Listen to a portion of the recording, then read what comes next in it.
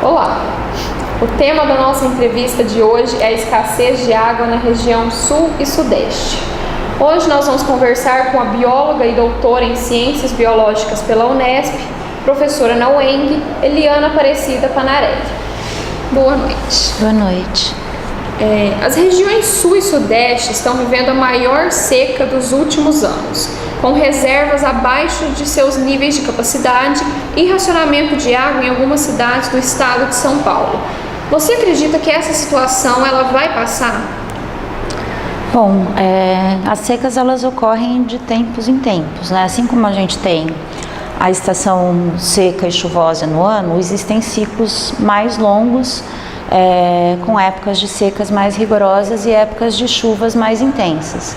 Então, na verdade, a gente espera que seja uma situação cíclica isso.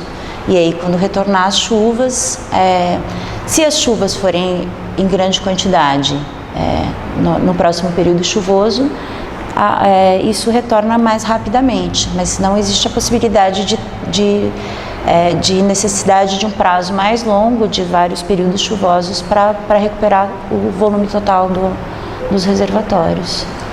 A empresa de saneamento básico do estado de São Paulo, a Sabesp, ela passou a usar o volume morto para abastecer a população. O que é o volume morto?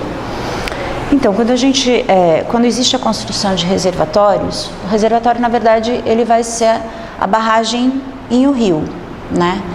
E aí esse volume elaborado para abastecer a população e os demais usos da água, ele acaba sendo maior do que a necessidade normal de uma determinada região.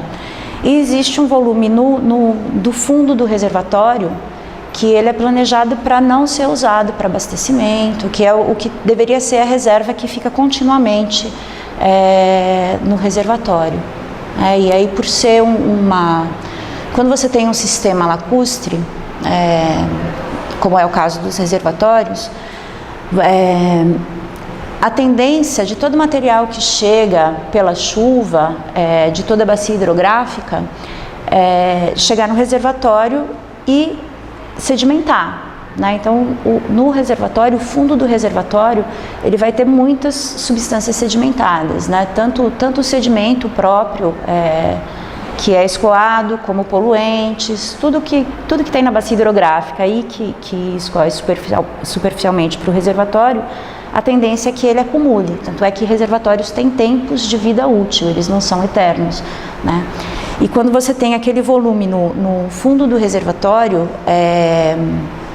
quando você tem um pequeno volume no reservatório, a tendência dessas substâncias de fundo misturar é maior, porque você tem o vento trabalhando no reservatório e revolvendo o material de fundo, né? Então aí você tem esse volume, ele acaba sendo planejado para não ser utilizado mesmo.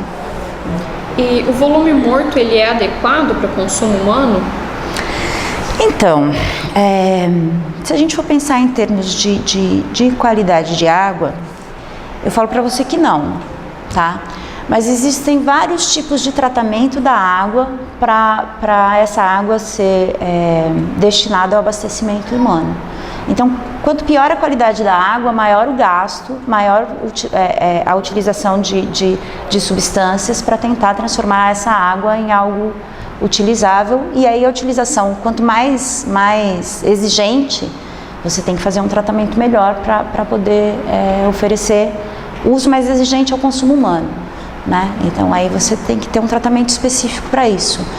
Mas é muito difícil você conseguir tirar todas essas substâncias da água com o tipo de tratamento que a gente tem. O tratamento de São Paulo é um dos melhores, né? Porque São Paulo já vive há muito tempo o problema da poluição dos recursos, o Brasil inteiro, né? Mas São Paulo mais concentrado. Então o tratamento de água lá é um tratamento bastante rigoroso, mas mesmo assim, para utilizar esse volume morto, não posso te dar a certeza técnica que a água vai ficar boa, mas eu, quando vou para São Paulo, desconfio de tomar uma aguinha que não seja comprada, que não seja água mineral. Além do racionamento de água e do uso do volume morto, Existe alguma medida imediata que pode ser tomada para abastecer a população?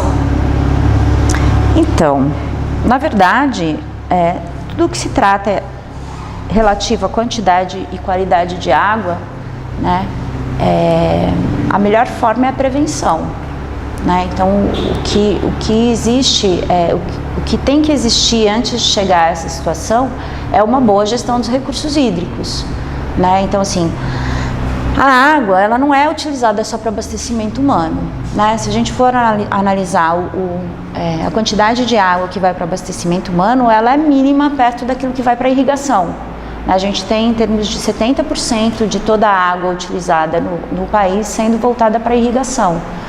Aí eu acho que uma coisa que a gente tem que pensar será que antes de chegar numa situação de colocar em risco o uso humano, que é o uso prioritário dentro da legislação dos recursos hídricos, é o uso humano e a dessedentação animal, né? Então o que você tem que fazer antes de chegar a essa situação de colocar em risco o abastecimento é conseguir gerenciar melhor os outros usos, porque esse é o uso prioritário, né? Então, assim, a gente uma coisa que o gestor deve pensar antes disso, será que vale manter a produção para exportação do álcool, por exemplo, que é algo que utiliza os recursos hídricos, para não afetar a economia e arriscar a população passar fome, depender de São Pedro mandar chuva ou não, né?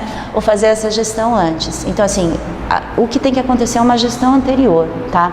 Você fala, nesse momento, se acabar toda a água superficial, tem jeito? Existe água subterrânea, tá? E as regiões onde existe maior escassez de água superficial já explora a água subterrânea, né? Mas para você promover a utilização da água subterrânea em larga escala, isso demanda muito recurso, né? Então isso também não vai ser viável a curto prazo. Então o que tem que acontecer mesmo é conseguir gerenciar aquilo que sobrou. Nós conversamos aqui com a professora Eliana sobre a escassez de água. Muito obrigada, professora Eliana. Eu que agradeço.